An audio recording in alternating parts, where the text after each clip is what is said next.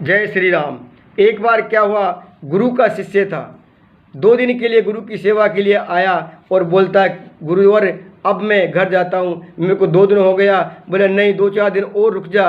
गुरुजी मैंने कुछ दिनों का 2 दिन का ही राशन घर पे रख के आया था, मेरे बिना घर चलेगा नहीं, मेरे बिना घर चलेगा नहीं, इसलिए आप मेरे को आज्ञा दीजिए और मैं घर की तरफ प्रस्थान करता हूँ।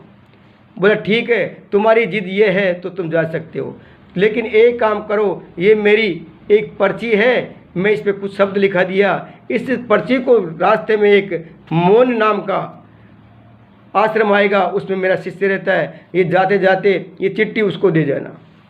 तो वहाँ गया, उस शिष्य का पता किया, गुरुजी ने ये चिट्ठी देके आपके लिए भेजा है। उस चिट्ठी में लिखा हुआ ये था, वो भी उसी गुरु का शिष्य था। बोले बेटे ये मेरा शिष्य है, लेकिन इस शिष्य को तू 6 महीने के लिए मौन आश्रम में बंद कर दो। गुरु का पालन किया, उस शिष्य ने उसको बंद कर दिया। 6 महीने बीत गए, लेकिन रात दिन वो अपने नाम में डूब गया। लेकिन कभी कभी ये भी ख्याल आता था कि मेरे बिना मेरे बच्चों का क्या होगा। उधर पत्नी ये सोचती है कि 6 महीने हो गए, हो सकता है अब वो नहीं आएंगे, अब बच्चों को पालना है, तो वो किसी एक जमींदार की ज़मीन में कुछ हिस्सा लेकर बाने लग गई हिस्से के हिसाब से। तो उसमें बातें कमाने लग गई। एक दिन उस खेत में एक गड़ा हुआ धन निकला, उस धन को उठाकर वो जमींदार के पास ले गई ईमानदारी से। खजाना अनमोल था। बोला जमींदार जी ये खजाना मुझे मिला है आपके खेत में। जमींदार उसकी ईमानदारी को देखकर बहुत खुश हुआ और कहने लगा बेटी आज से तू हमारी बेटी है, हम तेरे लिए घर बनाएंगे। उसके लिए बहुत अच्छा घर बना दिया और 5 खेत भी उसको दान कर दिया। आज ये खेत तेरे हैं और ये मकान तेरा है। सारे गांव से अच्छा मकान बना दिया। 6 महीने बाद उधर से पति घर पे आ रहा है, देखा तो रचनाकार अलग से हो गया कि ये तो मेरे से भी अच्छी ज़िंदगी जी रहे हैं, ये कैसा क्या हुआ। तो जब उसको मालूम हुआ कि हे भगवान वाकई इंसान ये सोचता कि मेरे बिना कुछ नहीं होता, मेरे बिना कुछ नहीं होगा, लेकिन तुम नहीं इस दुनिया में रहोगे तो तुमसे भी अच्छा जीवन पीछे वाले जिएंगे। ये एक विश्वास होता है कि मेरे बिना कुछ नहीं कर सकते, मेरे बिना कुछ नहीं कर सकते।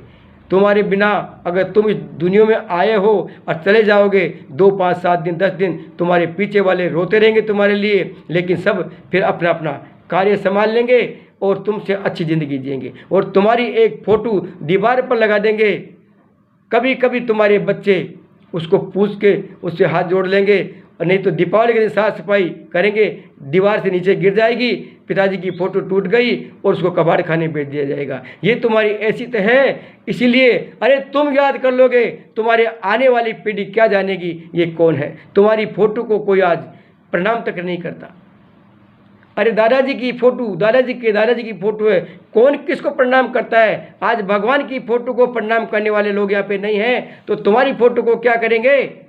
ये 2 दिन का है मेला, वो सब झूठा झमेला है। तुम इस दुनिया में हो तो तुम्हारी ज़िंदगी को, अपने मन को पहचानो, अपनी आत्मा को पहचानो, और जिस दिन तुम अपनी आत्मा को पहचान लोगे उस दिन मार्गदर्शन तुम्हारे को हो जाएगा कि सम्मा बुझी जब महफिल में रंग आने लगा, समा बुझने लगी जब महफिल में रंग आने लगा, और जब आदमी वृद्ध हो गया तो जब जीने का ढंग आया।